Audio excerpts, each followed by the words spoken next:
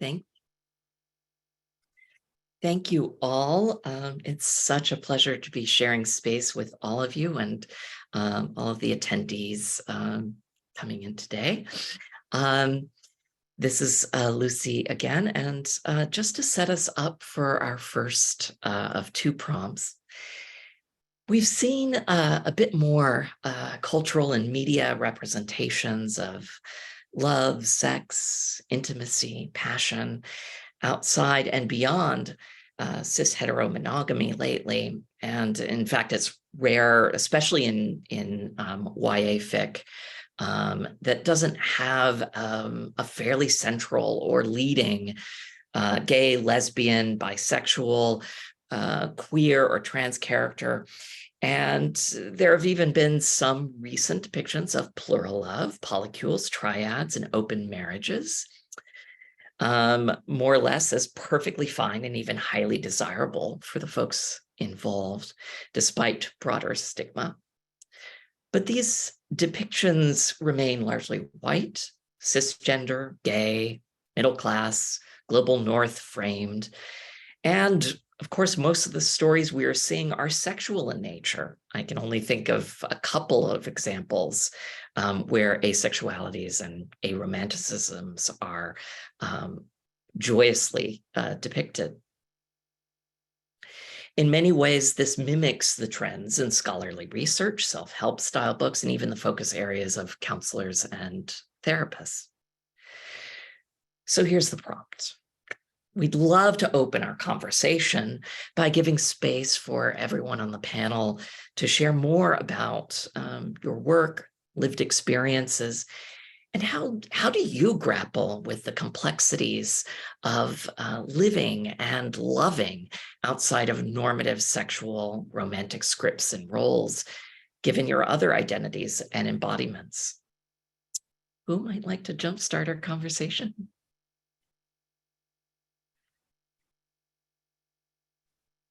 I can speak to kind of media representation of non-monogamy specifically. I'm sure Aubrey will have many things to say about how asexuality and aromanticism is represented.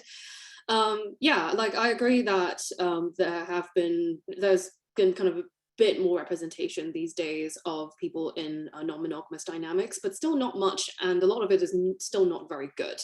I would say that the majority of current representation, yeah, is white, but also another thing that I've noticed is that the majority of them are triads. So kind of 3-person throuple relationships where, yeah, like 3 people are all involved in a relationship with each other, usually the configuration of 2 bisexual women and a straight man.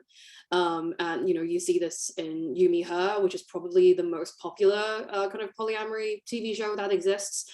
As well as kind of some other examples that are not coming to mind at the moment, but it is majority triads.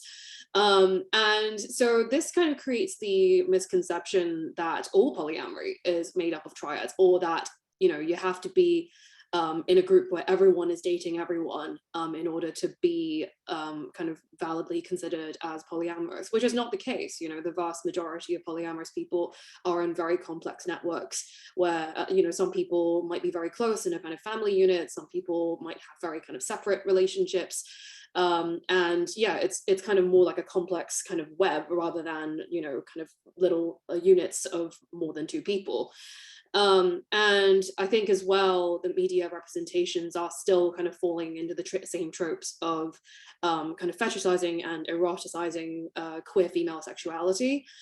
So, you know, the kind of FFM triad is kind of seen as, you know, like basically like a straight couple plus another woman so that the 2 women can get it on and look super hot on screen. And while that's obviously, you know, in some ways great to see, it is still very much catering towards a male gaze. So, you know, I think it's getting better now. The most recent Gossip Girl reboot actually featured still a triad, but this time with 2 bisexual men, which is very rare. Very rare to see bisexual male representation on screen positively. And I can also think of The Bastard Son and the Devil Himself, which also featured two bisexual men and women in a triad. I'd like to see more representation of kind of non-white people, of configurations that don't involve like an existing couple and a third that's just kind of tacked on. I would like to see, for example, kind of people living very independent lifestyles, but still engaging in kind of multiple committed relationships, usually called solo polyamorous people in the community. And yeah, kind of more representation of queerness, asexuality, as well as polyamory, because, like someone can have multiple identities going on as well, and multiple things kind of happening in their lives, rather than kind of sticking to just one trope. So, for me, I have yet to see an Asian polyamorous person represented on screen. Oh wait, no, there's an Asian polyamorous person in How to Build a Sex Room, but that was a reality show, not a TV show. But that's all I know. That's all I could think of at the moment. That's my take. Yeah, now if I may, I'll hop in here because I appreciate all of the points that you bring up. I think that sort of like for me, in listening to what Leanne had to say. Oh, by the way, this is Justin speaking again. I kind of like to consider, I'm thinking about considering things, I guess, from a slightly different angle, right? And so we talk about media representation, and I do think that social media is becoming an increasing part of that, which you yourself, Leanne, are doing a wonderful job of contributing to sort of disrupt this sort of monolith as it pertains to how polyamorists are represented. And I think that there are other handful of creators that I think do really good work there. A polyamorous Black girl being one of them, sort of also polyamorous while Asian. And so I do think that we are starting to see at the sort of maybe like guerrilla level, sort of somewhat of a disruption in this sort of monolith of representation as it pertains to polyamory specifically. But I also like to think about, I have another point. So I'll say, as it pertains to sort of like non-white representation in sort of more mainstream media, I've sort of been a fan of a show called Trigonometry, which features, it's still a triad, right? But I think that they really do a good job of sort of not centralizing the role that sex plays. I don't know if I'd go as far as to say any or all of the characters there are asexual. I don't think that they discuss, well, I think Gemma, one of the characters, does discuss sexuality, but the other two, I think it'd be interesting to have social discourse around that. So I definitely like to point that piece of media out. And as well as sort of like Superfly, it's a sort of more contemporary blaxploitation film that I think is really funny, but it also features a non-monogamous relationship. And so, for maybe some of those tuned in, maybe check out those bits of media as well. But I do think that like there's another angle here, right? So in sort of my new book, whatever, Why It's Okay to Not Be Monogamous, I talk about sort of non-monogamy broadly construed in addition to polyamories, right? Polyamories are a kind of non-monogamy, but they're not exhaustive. I think that there are other ways that non-monogamy looks, including friendship. So I understand friendship as a kind of non-monogamy, although it's not a polyamory. And I also understand sort of singleism, right? This bit of sort of like being a single person within a social context as also being non-monogamous. Why? Well, because I do think that people who are, say, intentionally single or exist in friendships are orienting themselves towards the rejection of the claim that meaningful relationships have to be dyadic or made up of two and only two people, right? And I think that by doing this, expanding the scope to sort of think about non-monogamies broadly construed, what we find is that they're all over media, right? It's not necessarily framed in the sense of like polyamories per se, which I think, Leanne's point speaks to and I appreciate. But I also think that if we think about non-monogamy in a broader context and to think about the ways that friendships get depicted or the ways that singles get depicted and ask ourselves questions about what we can glean from these kinds of representations about non-monogamous living, loving, and identifying, I do think that there perhaps are important truths contained in the representations of those kinds of narratives as well. It's just that we don't, in the mainstream, present those as straightforwardly non-monogamists, right? We just call it friendship and we kind of let the conversation in there. But I do think that sort of like these modalities of relationship are worth interrogating. And I do think that once we do interrogate them, we find out, one, that non-monogamous representation is not as sparse as some scholars and creators have pointed out, even if it is polyamorously sparse, whatever. But I do think that, yeah, I wonder, what do we get by expanding our scope to consider non-monogamies in this broad sense, and thinking about those representations in media. So that's what I kind of had to add here. This is Aubri. I'll jump in. I absolutely love that, because that definitely speaks to one of the challenges the asexual and aromantic communities face in the devaluing of platonic relationships. There's a term, amatonormativity, that was coined by Elizabeth Brake to talk about the hierarchical prioritization of exclusive amorous relationships, and especially within Western society, where, there's many cultures around the world where love is not considered a good reason to get married. Whereas we center this idea of falling in love and the limerence and the intense bonding that goes along with that as the primary focus in a lot of relationships. But that platonic love, that affectionate bonding, companionate love, all of those other ways we have of connecting to other people in our lives, there's, so many different kinds of intimacy. And intimacy in this case being connection and closeness and how we're vulnerable with other people. There's intellectual intimacy and, the meeting of the minds, geeking out, stuff like what we're doing right now. This is an intimate experience, how we are sharing of ourselves and our own experiences in our own lives. And there's aesthetic intimacy, how we present ourselves, how we connect to other people's style and presentation. There's emotional intimacy, how we can support and nurture and care for each other. And then there's also things like sensual or affectionate intimacy, wanting to hug and kiss and cuddle and touch without it necessarily being something that has to, quote, lead to sexual connection, or to even think that it has to be some sort of a lesser than type of connection at all.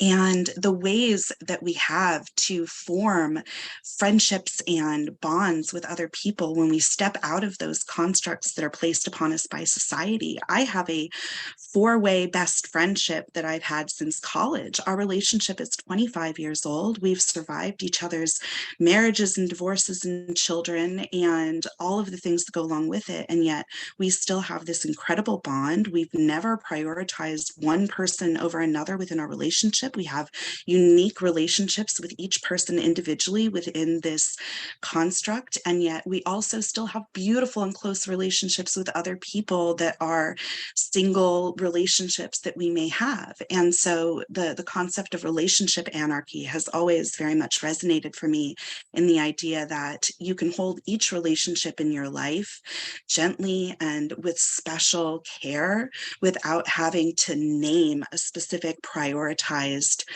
component to why this person is above another person. And I say that from within a married relationship, because I've also learned so much over the years as to what that even means for myself and my partner. We've gone through a lot in trying to understand what asexuality means for us, and the expectation that you have to have this one person who is everything to you, that they are not only your forever heart love, they are also your sexual companion for life, and that in order to have love, you have to have sex, and in order to have sex, that you have to have love. All of these expectations that get placed on us. And it's a constant challenge to find what joy looks like for you when your joy doesn't fit within what society tells you it's supposed to look like. And of course, what society tells you it's supposed to look like is coming from white, cis, heteropatriarchal power structures that want to keep us within a very confined idea of relationships and power connections. So I think that's where I fall within all that. Yeah, I definitely just want to respond to that, Aubri, because I think in many ways, polyamory and non-monogamy and kind of the ace and aro communities are kind of two sides of the same coin, and that like both communities are really trying to kind of show like new ways of relating, kind of outside of like the cis-hetero-monogamous norm.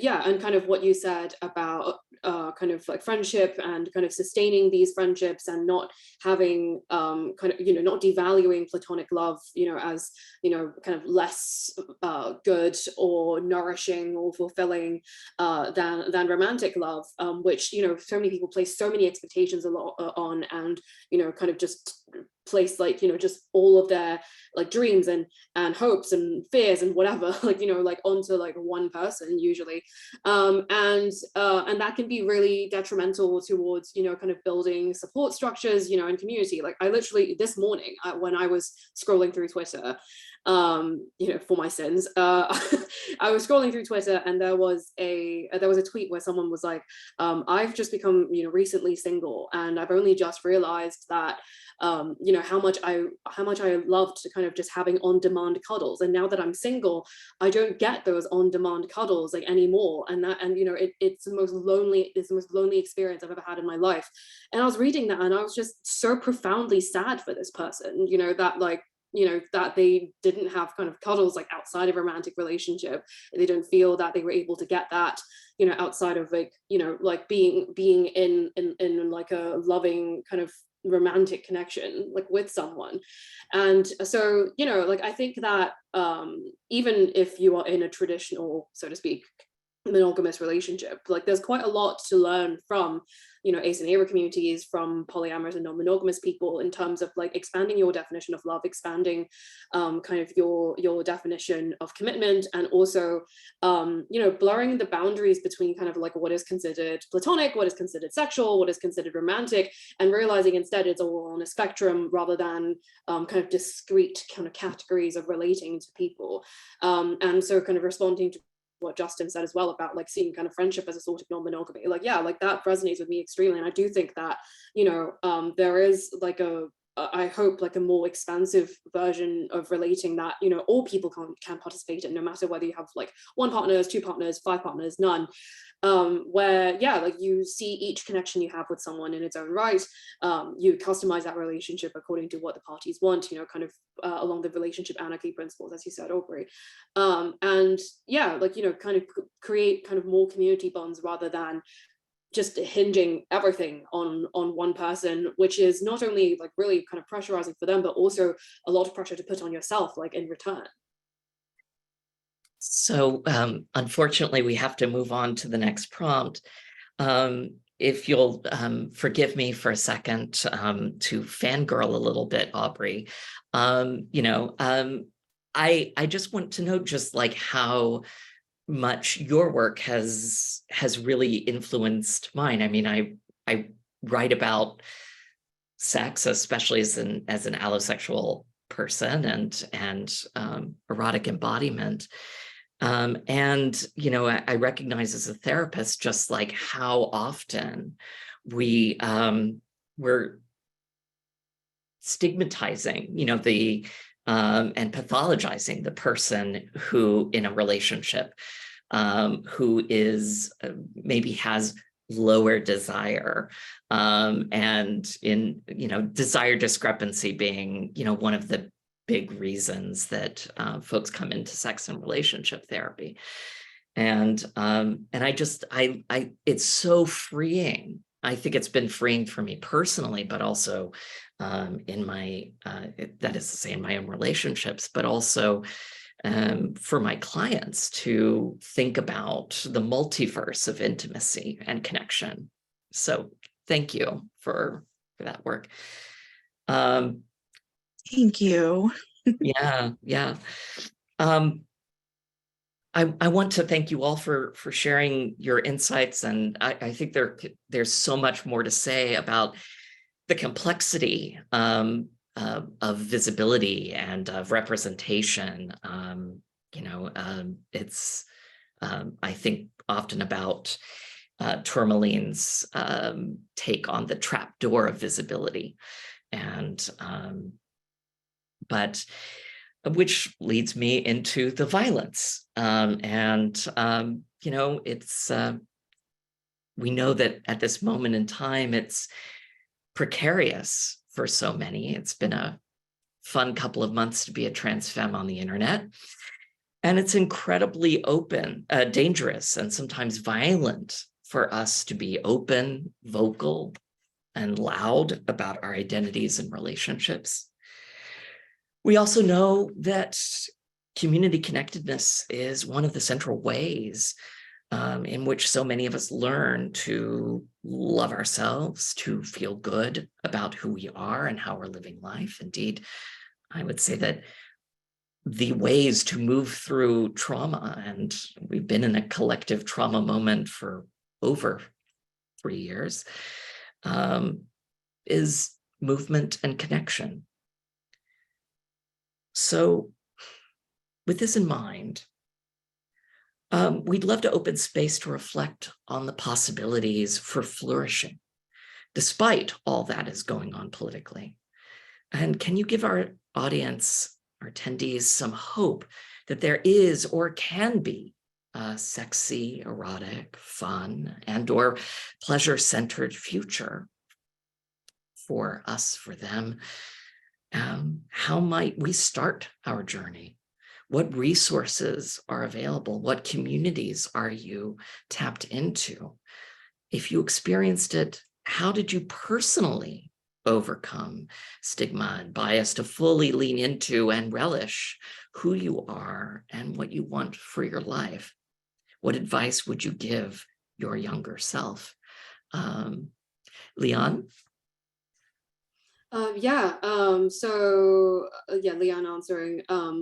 So I think, I've been, like I said earlier, I've been non-monogamous since I was 17. And I think starting at such a young age, I guess, I didn't have that many people around me who were doing what I was doing. And so it was a bit isolating for a while, not being able to find people who had a kind of the same mindset that I did and the kind of desires that I had to be in an open or polyamorous relationship. And also, I'm based in the UK right now, but I grew up in Hong Kong. I spent the first 16 years of my life there, and then I moved to the UK for the last 2 years of school, which is also around the time that I came out. I started dating, I started kind of asserting my independence a little bit more, etc.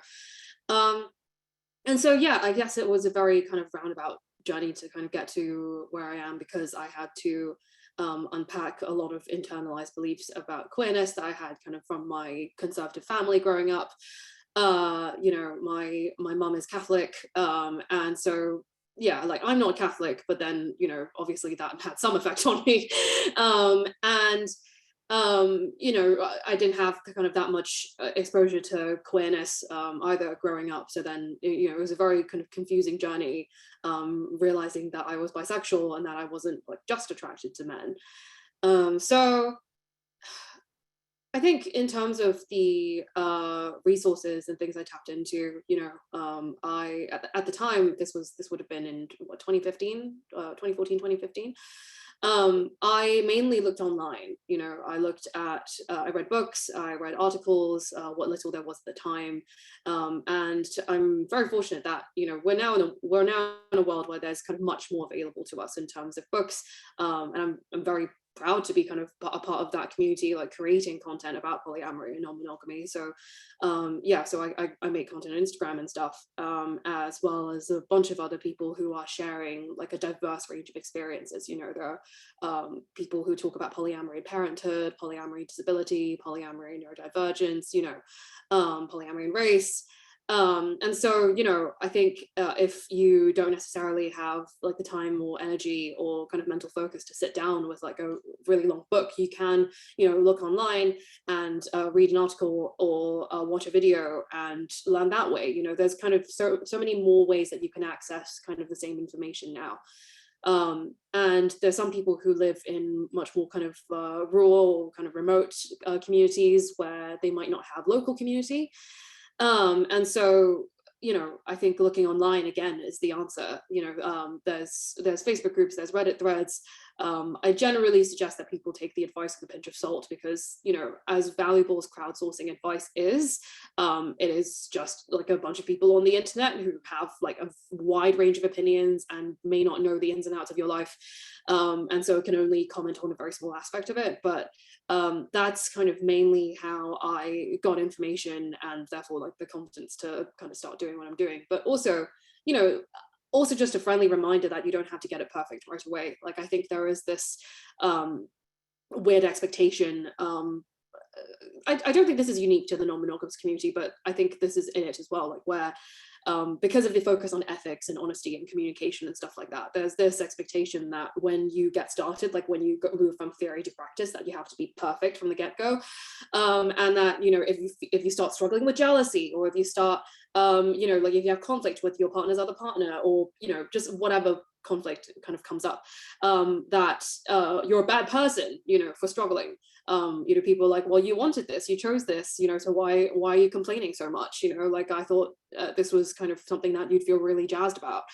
And, you know, you're allowed to struggle, you know, you're allowed to have a hard time, you're allowed to make mistakes, you know, and learn some lessons and try again. So, you know, as much as valuable as theory is, and kind of having access to the resources and kind of engaging with community and stuff like that, that still doesn't protect you from messing up. And it's okay to do that and to be confused and messy, as long as you're trying your best and kind of working hard to repair from any kind of ruptures in your connections with others, being accountable. You know, I think that with the freedom that you get comes the responsibility, and it's very important to be, yeah, like to, you know, to embrace your agency and embrace your autonomy, but also take accountability. So yeah, like, I think, you know, there's so much that you can look into, but then, you know, allow yourself some kind of grace and patience and compassion as you move through, you know, actually kind of like putting you know, putting the theory to practice. I want to thank you for speaking to the, you know, like the importance of leaning into the compassion of being able to fuck up. You know, I think so often there's this impulse that we have to have it right, you know, and that repair is such an incredible, and accountability is such an incredible process, that if we're not asking, you know, if we're not occasionally fucking up, I mean, I've fucked up in the last hour at least, you know, 20 times probably, but, you know, anyway, I'm going to move this on to Justin, if you'd like to respond. Yeah, sure. This is Justin speaking again, responding to the question. You know, I wasn't sure how much time I'd have prior to you guys coming to me. And now I'm just like, here we go. Because I think the way that the question is framed around hope is one that I think it's important to interrogate the source of. When people ask me about hope, I'm very cautious to try to make sure that what I'm saying is not giving it to them. And I think, let me explain. A lot of the work that I'm presently engaged in, you know, for example, I'm working on a manuscript titled Love Hates Us, Race, Non-Monogamy in America. It's Love, Race, and Non-Monogamy in American Society. And I think that many of the arguments and texts that I've been encountering and am still encountering talk about sort of like for subjects marked as Black folks, you know, sort of globally. The future is not sort of like this destination, like this long off destination that we can think about as sort of being at some far point from now. What they try to do is emphasize the point that the future is more cyclical than that. It's a thing that is always returning, right? And to this point, these authors write about sort of at every moment at which the future has returned and is still sort of returning in this ongoing fashion, the future has been anti-Black, for example, right? We exist at a point now where socially, politically, Black folks, at least in the American context, although I'd argue that this is true also outside of the American context as well, occupy a certain kind of positionality of exclusion, marginalization, oppression, being the sort of on the receiving end of violences, whether they're non-monogamous or monogamous or man, woman, trans, so on and so forth, right? I think that this sort of marking of one as Black, I don't know, kind of paints a bit, for some, a grimmer picture. And so, you know, these thinkers within this tradition, right, it's called Afro-pessimism, question at what future point might we arrive at where that future is not anti-Black, and then whether or not at that point we're engaging in some sort of fictional project that doesn't take seriously the sort of ways that histories shape whatever future we might want to see ourselves as existing as a part of, right? And so I think that sort of like outside of being able to untether oneself from this anti-Black history and this sort of Black future that seems to sort of always be returning as negrophobic, it's really hard to think about hope within that context, right? So that's kind of what I wanted to say a little bit about the hope question. I'm sorry if that kind of, I'm not really sorry, actually. I think that this is a sobering perspective for us to encounter. And so that's what I think I can say to that. As it pertains to sort of like resources and communities that I'm tapped into, right? So there's definitely like resources that I've thought about and encountered, like books. I think about Beyond Monogamy by Mimi Shippers, Minimizing Marriage by Elizabeth Brake, and of course, like the book that I just published, Why It's Okay to Not Be Monogamous, as resources for grappling critically with the questions, not just about how one can do this for their lives in some sort of abstract way, right? These references point at the fact that one's ability to be able to practice non-monogamy or polyamory effectively does depend a lot on their social and political positionality, right? Which includes race, which includes gender, which includes sexuality, which includes class, which includes ability, so on and so forth, right? And I think that when we get into this minutia, right, it complicates or nuances this very hopeful, optimistic picture, right? And so I don't ever want to use my platform to kind of tell people how they could be into monogamy. I don't think it's for everybody. And so, yeah, I mean, but I do think that these resources provide a critical basis for that. And as it pertains to sort of like communities I'm involved in, I've curated my own community, I think, of just people around myself that love me and that I love. But I think prior to this, I mentioned that I have a reading group called Pages, the Reading Group, right? And I think that is one of my largest communities, not because of the ways that it considers non-monogamy in this explicit sense, like, oh, we're going to come together and talk about polyamory, like that's cool. But I think so much about what is happening in our society around the inability to accept non-monogamous loves has to do with the failure of critical thinking, right? And so for me, bringing community together to engage in critical dialogue over a range of literary texts, whether we're talking about love, monogamy, and non-monogamy or not, I think is still doing the work of contributing toward the development of those critical thinking skills, such that when you do encounter, right, someone who is non-monogamous or polyamorous or asexual, right, or demi, right, somewhere on that ace spectrum, right, because there's a lot of different points we might talk about, sapia, all this. I think that, being equipped with the tools to critically think about a positionality that differs from your own is precisely what we're missing. So yeah, I mean, I'm hoping that was trackable. I'm hoping that was followable. I realize sometimes the things that I'm wanting to say about the metaphysics of time or the social ontology of history can get a little convoluted, and I'm hoping we have time maybe in Q&A to kind of unpack this a little bit further. But yeah, that's me. I would love to take that and run, because language is the tool that we have to start to dismantle these power structures that are defining how we understand society, how we understand ourselves. And it is in the intrinsic language. How do we define our intrinsic internal experiences? And how do we define that in relation to those power structures and each other's experiences and the history of language within the societies that we live? This idea that we need to be moving towards this inclusive, normative, everything is normal and everybody is included, still centers the power structures that we have in our society right now.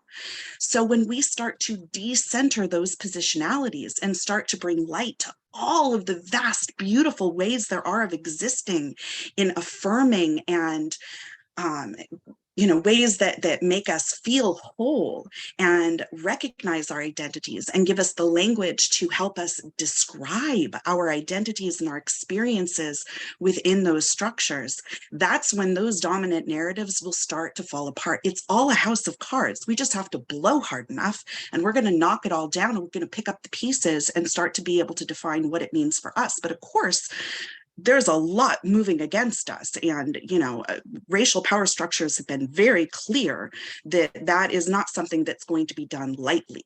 But I think it starts with us building that language of understanding our own experiences so that we can communicate with each other, and it makes it more and more difficult for them to control what language means for us. And the more words that we develop that describe our experiences are going to start to do that. And also how we look at those rules. The book Rewriting the Rules by Meg John Barker speaks very heavily towards the idea of looking at the rules that you have been taught within your life and starting to hold them a little more gently and look at what serves you rather than how you can serve these structures. And also to be aware that it's just as easy to latch onto new rules just as tightly as the old rules, and that's going to start to have some of the same problems. That's that cyclical issue that we're just constantly grabbing onto new rules. The text I just referenced was Rewriting the Rules by Meg John Barker. Another thing that I think is super important with this is leaning into the language of the community. We have the internet, we have all of these people who are bringing new language into our conversations. But as Leanne pointed out, we also have, there's a lot of confusion, there's a lot of garbage that gets put out there too. So we have to kind of sift through all of that and start to figure out what actually does serve us in those purposes and helps us to dismantle those conversations. I also think that going back to what we were saying about how to flourish, I'm going to fangirl a little bit back, Lucie, and say that in your book, you talk about demystifying different things. And when we start to demystify things that have just been kind of assumed to be magical, powerful things in our lives that we can't control and have no definition, they're these nebulous things like love. We can start to demystify how the body reacts to love. What are the biopsychosocial elements that are involved so that we can understand these things better and not just see them as these magical, powerful forces that we have no control or connection to beyond whatever might be happening to us, and we can start to define our own narratives in that way. And I have one more resource to share, which is actually more into the sexual elements of things when it comes to starting to figure out what you enjoy, what kinds of experiences you want to have, rather than just what are the narratives telling me that I'm supposed to want, is the Yes, No, Maybe Inventory Stock List by Scarlettine, which gives this detailed, expansive way of just interrogating every single kind, not every single, but a whole bunch of different kinds of experiences. And what is your relationship to that? Are you comfortable being naked in front of another person? Are you comfortable with them being naked in front of you? Do you like to kiss closed mouth, open mouth, no mouth? When do we stop and ask these questions? We just have all of these assumptions placed onto us as to what kissing is going to look like and when we're going to get naked. And to be able to step back and actually ask yourself, how do I feel about that? That's where I think we have that power that they can't take away from us, regardless how they try and define these narratives. Thank you all. There have been a couple of comments. This is only an hour. Yes, it has flown by, and I so wish we could be continuing the conversation. I'd like to move us into Q&A to respond to a couple of questions that have come in. Before I do, I would just like to invite panelists. How can folks in the chat, how can folks get in touch with you? How can they glory in your work and in the work of those that you love and endorse? So please place that in the chat for folks. The first question, can we talk about marriage and relationship anarchy? Justin, I see a nod. Yeah, sorry. I was also trying to like type into the chat like where people can find me, but I'll get to that in a second. Yeah, no, I mean, you know, I saw this question come up in the chat and I was wondering about it as well. You know, I think I've always been sort of fascinated by the alleged tensions between sort of relationship anarchy as a kind of like ideology or political practice that seems to sort of reject the centrality of things like labels. It reminds me of Aubri's points about language and using new language to describe these relationships as a way of countering sort of like these dominant forces. But then I think a lot about marriage, man. I think a lot about marriage. And so, you know, as an institution that sort of like controls sort of a large part of the narrative, but also of people's lives. You know, in America, there's at least roughly around 1,132, 36 like statutes that make reference to marital status. And so, you know, those kinds of benefits, the material benefits being extended to people who are married, while also like anarchists kind of or practicing anarchy is a tension that I grapple with. I think about, on the one hand, how might we think through how one participating in this dominant power structure of marriage squares with sort of like this attempt to decentralize or destabilize that very same power structure. I don't know, maybe Aubri might be able to speak to that. I've never been married, but I do think about this a lot. Yeah, no, marriage gives us so much assumed power within a relationship. It ties into all of those legal aspects. And I remember having conversations with somebody who was, you know, very much understanding the idea of expanding marriage to include people with various orientations. But the idea that platonic relationships could be a part of that committed legal partnership still seemed difficult for them to wrap their mind around. The idea that, well, but love is still that most powerful force that we're trying to respect here. The love is love, that you can't help who you love. But again, what is love outside of that romantic context? And what is companionate love? Why can't you have a companionate married relationship with your best friend or several best friends who are building a life together and a house and a family? And why is that the most important element for us to figure out what our life is going to look like? You mentioned singleism, and what is our society for people who are single? There is, according to Bella DiPaolo, there are over 1,000 different laws that prioritize married couples over single relationships. People who are in different jobs that get benefits will get it for married partners, but they might not get it for their mom that they're taking care of. And, you know, the best friend that's been their companion their entire life. We don't have space for that in our legal structure. So yeah, marriage as we construct it is a huge part of how we continue to get stuck within these power narratives. I'd like to move us on to our final question, and I'll invite Leon to respond first to this. EB writes, as a Black person, I'd like to hear more from the panelists of color and how they navigate how race and culture interacts with their experience of non-monogamy. What does it look like to continue to affirm one's non-monogamy, especially when coming from collectivist cultures or spaces that automatically assume that non-normative identities are intertwined with whiteness? Yeah, I can start. I think as an Asian person, it was really disheartening to not have my queerness and kind of non-monogamous identity accepted by my family for like quite a long time. I think even now they're still really struggling with it.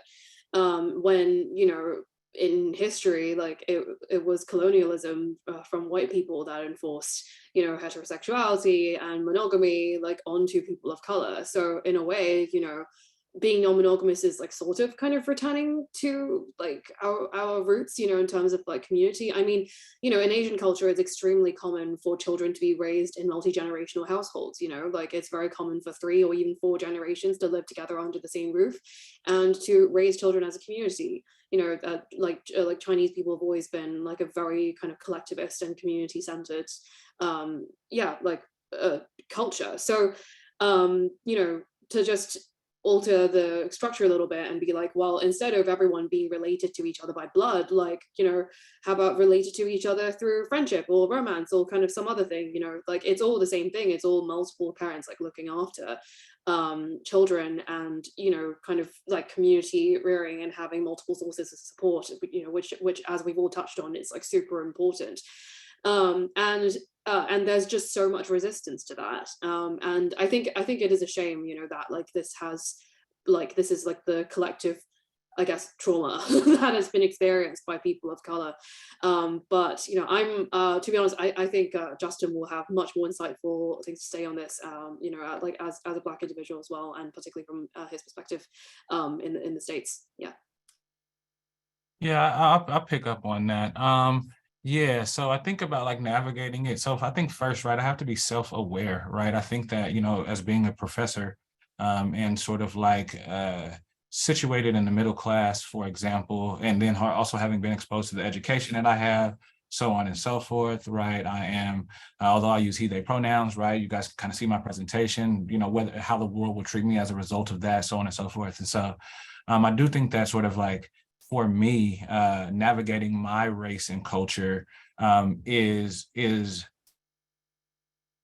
like the pathway is rather unique. I can't, which is why, again, I'm critical of self-help, which is why I'm critical of giving people hope, because I don't think that people can just look at me and how I'm practicing and just kind of think that, oh, I can do that too. And I don't wear that as a badge of pride. I wear that as a criticism or an indictment against the social structures that be.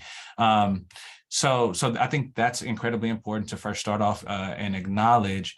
And so my own experience of non-monogamy perhaps is in some ways easier than I think people who don't share my positionality might have to navigate it and are also similarly raced, which is why I sort of like take up the fights that I take up in my work and in my life, even doing, loving and sort of publicly loving and philosophizing out loudly and in public.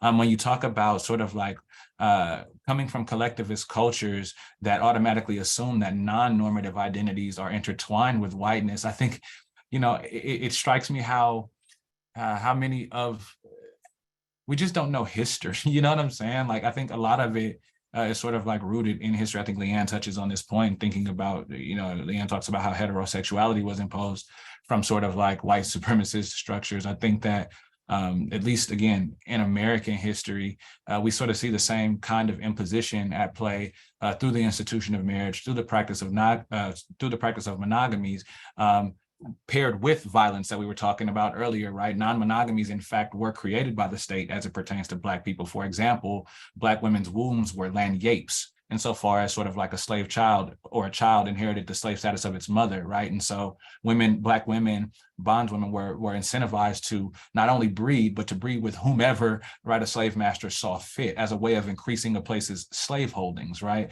And so we have these sort of very sticky non-monogamous relationships, let alone being sort of like traded to a different plantation and happening to be polyaffectionate, like Aubri is mentioning, and sort of finding yourself amidst another marriage or another relationship and things like this, right?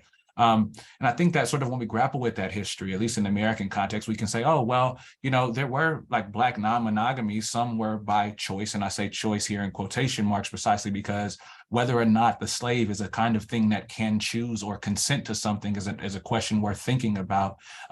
But suffice it to say, some of these non-monogamies do seem kind of chosen in our archives, but then they were also sort of like forced as well, right? And sort of like, in the cases where it was forced and you sort of, after emancipation, you have the Freedmen's Bureau talking about like, okay, we were trying to make Black people citizens. So what we're going to do is, in spite of these non-monogamies that we've just created, we're going to marry, Black folks to each other because marriage is this vehicle through which citizenship can be achieved, right? And so we're going to marry these Black people, not these sort of like Black people in monogamous units, even though, again, they exist in these sort of non-monogamous kinship structures that we've created. And so if a man or woman appears to me with more than one spouse, I'm just going to marry them to the one that they have the least amount of children for, so that, it would be less dependence on the state, right? The state absolving itself of responsibility, right? And so we, again, can kind of see the ways that monogamy and monogamous marriage has been leveraged by sort of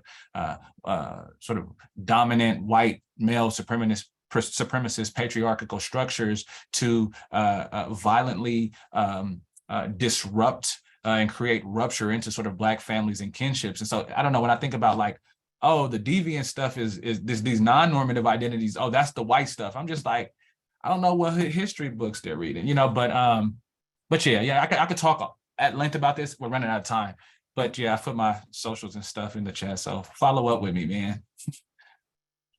I hate being the one to tie this into a bow.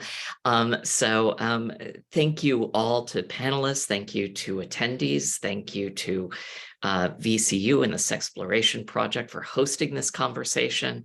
And you have our socials, you have our websites. Please get in touch with us and continue the conversation. Thank you so much for joining us today.